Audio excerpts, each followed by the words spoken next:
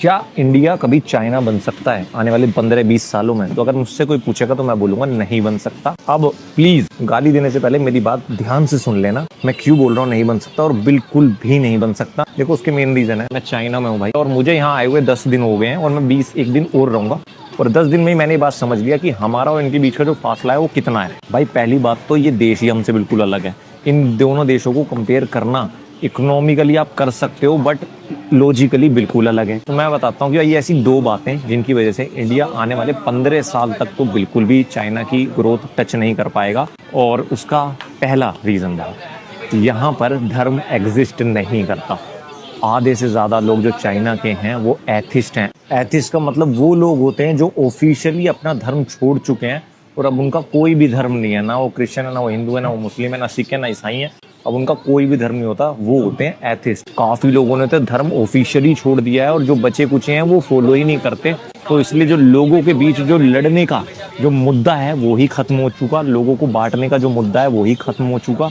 तो धर्म यहाँ एग्जिस्ट ही नहीं करता। आप शहर घूमोगे, आपको मंदिर मस्जिद वगैरह बिल्कुल ना के बराबर।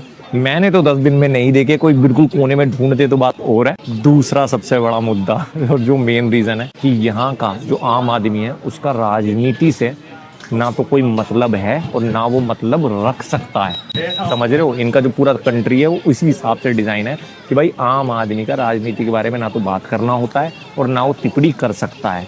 अब आप खुद बताओ, हमारे यहाँ तो आदमी दाढ़ी भी बनवाने जाता है तो 1 घंटे तो पहले ये बकचोदी करता है कि कौन सी सरकार आएगी, कौन सी खराब है, आपस में लड़ेंगे। अगर इससे थक जाते हैं तो फिर किस पे लड़ेंगे? फिर धर्मों पे लड़ेंगे। और ये ही दोनों चीजें इन लोगों ने सोल्व कर दी, पहली दूसरी वाली डंडे के जोर पे, और पहली लोगों ने खुद छोड़ दी। तो अब जब ये दोनों ही चीज नहीं कर सकते, धर्म पे बांट नहीं सकते, राजनीति के ऊपर लड़ नहीं सकते, तो क्या करेगा आदमी बताओ? भाई सक्सेस बनाएगा, ऐसे शहर बनाएगा, अब बड़ी बड़ी फैक्ट्री खोलेगा, धंधा करेगा, फिर उसी में राजनीति करेगा। तो इनकी जो राजनीति होती है वो एक दूसरे को धंधे में बीट करने की होती है, एक दूसरे को प्रोडक्ट को फेल करके एक नया प्रोडक्ट बनाने की होती है। एक दूसरे को ऐसा होता है उसने एशिया कवर कर लिया, मैं यूरोप और अमेरिका कवर करूंगा, ऐसी होती है। मैंने बहुत क्लोजली देखा है।